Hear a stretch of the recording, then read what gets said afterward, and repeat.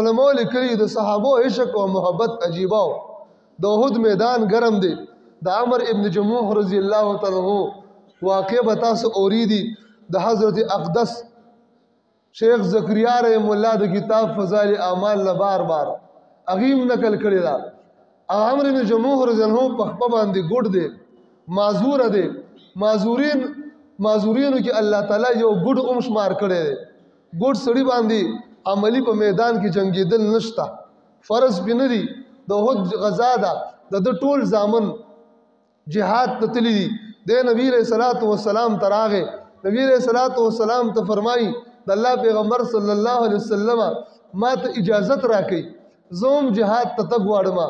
نبی علیہ السلام ورته یو امره ته الله پاک معذور ګڼلې ته معذوري تا باندې جهاد فرض نه دی ته جهاد ته مزه وینه چې جهاد ته زما مال اجازت راکړي ولی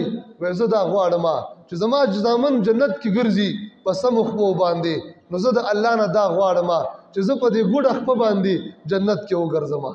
او جنت کې منډي وامه نبی علیہ السلام دغه محبت ته وکتل دغه ایمانی جذبې ته وکتل وایزه صحیح د اجازت ته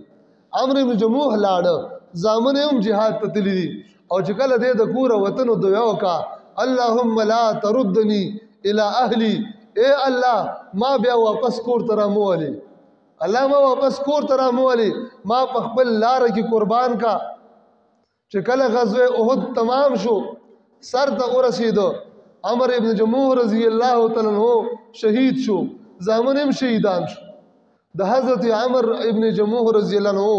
کورواله وا دغه بیبیو دغه خزه حضرت هند رضی الله تعالی عنها حضرت هند رضی الله تعالی عنها چې کله قافلې د احد د میدان نو واپس راځي نو د نبی علیہ الصلوۃ والسلام متعلق د احد په جنگ کې شیطانانو دا مشوره کړې و چې نبی علیہ السلام شهید شوی دی دا یو اوازه لګېدلې و نو دغه اوازه د حضرت هند رضی الله تعالی عنها د عمر بن جموح رضی الله عنه بیبي ته هم وخت را رسیدي و چې رسول الله صلی الله علیه وسلم شهید شوی دی نو لارې ته وروته د صحابو قافلې را روانې دي دومبه ډلې سره ملاقات شو صحابو له پوښتنه کوي اين رسول الله وكيف رسول الله رسول الله صلی الله علیه وسلم شرط دی او رسول الله علیه السلام څه حال دی حال لا ته بیانوا صحابه ورته فرمایي وې د نبی علیہ السلام متعلق کو مونږ ته پوره معلومات نشته چې شهید دی کنه دی څنګه حالات دی او په کوم ځای دی البته دا راته پته شته چې ستا خاوند عمر رضی الله عنه شهید شوی دی دا مخکې پروا ناراضي په دې باندې دوی ډلې سره ملاقات کی دا غینه پوښتنه کوي اين رسول الله وكيف رسول الله حضور علیہ السلام شرط دی د الله پیغمبر شرط دی او څه حالات دي هغه ورته وي مونږ ته دا پته نشته چې نبی علیہ السلام څه حال کې دی او په کوم ځای کې دی البته ستا زوی هم شهید شوی دی بیا درې ډلې سره ملاقات کی او غینه دغه پوښتنه کوي نبی علیہ السلام څه حال دی مونږ ته د نبی علیہ السلام حال نه دی معلوم خوستا مشرور هم شهید شوی درې شهیدان د کور ور کوي درې شهیدان د کور ور کوي خدا په ځان باندې را باندې کوي نه دا چغي سوري نه وي دا همت نه کمزورې کوي زګه د دې پزړه کې د حضور د محبت کوم شمع چې بلوا دا غیر نه ډیره زیاته مضبوطه وا هغه ایمانی طاقت ډیر مضبوطو مخ کې زی سلور میډل له پختنه کوي وې نبی علیہ السلام څنګه دی نبی علیہ السلام چرته دی هغه الحمدلله حضور علیہ السلام ژوند دی حیات ته شاته روان دی نو دا د دریو شهیدانو زنانا یو خاون یو زویو یو رور د دریو شهداو رستو د دې جمله صدا و کل مصیبت بعدک جللو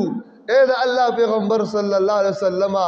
هر مصیبت ستاد زندګۍ نرستو هیڅ دی هیڅ چې تاسو ژوندۍ نو په ما باندې هیڅ مصیبت نشته دغه محبت د صحابه دی ها عمر فاروق رضی الله تعالی عنہ یو ځل خبر شو نبی علیہ السلام بیبیانو نه خفه شو بیبیانو نه خفاو نو هغه سره خبره تیز شوی مشهور دا شو چې نبی علیہ السلام بیبیانو ته طلاق ورکړي د حضور علیہ السلام بیبیانو کې یو بیبي حضرت حفصه رضی الله تعالی عنها د حضرت عمر فاروق لور وا نو عمر فاروق کور ته راغی کور ته راغی او خپلې ښځې ته وایي عاتقه رضی الله تعالی عنها وایي توره څه شو توره راکړه حضرت عاتقه ورته وایي ولې خیر خو دی نبی علیہ السلام خو د جنگ او د غزا اعلان هم نه دی کړی دا وخت هم د جهاد د تشکیل نه دی نو توره باندې څه کې وایي زه خبر شوی ما چې زما لور حفصې آزت رسول الله صلی الله علیه وسلم ته تکلیف رسول دی او زه زما د خپل لور د حفصې سر کلمومه دې ته ایمان وای حضرت عتیقه ورته وای دا نو چې نه سړی توره نه در کومه دا کار مکوه زما د زړه ټوټه سر مکلموه هغې ټول په زړه کې د رسول الله علیه السلام حقیقي محبت نه نوتی ورته وای واله توره بالکل دې نه سر کلم کا خو سړی احتیاط کوه کله کله خبرې اسې مشهورې شي که تکلیف یې ورته رسولي بالکل سر دې نه کلم کا او که تکلیف نه رسولی نو بیا داسې مه کوه عمر فاروق لاړه معلومات یې کو تحقیق وشو داسې خبره نه وه عمر فاروق خپلې لور پسې توره راخلي سره جي د هغې د سر د کلمونو نو دغه شخصیات زمونږ دپاره په محبت کې معیار دی څه شی دی جي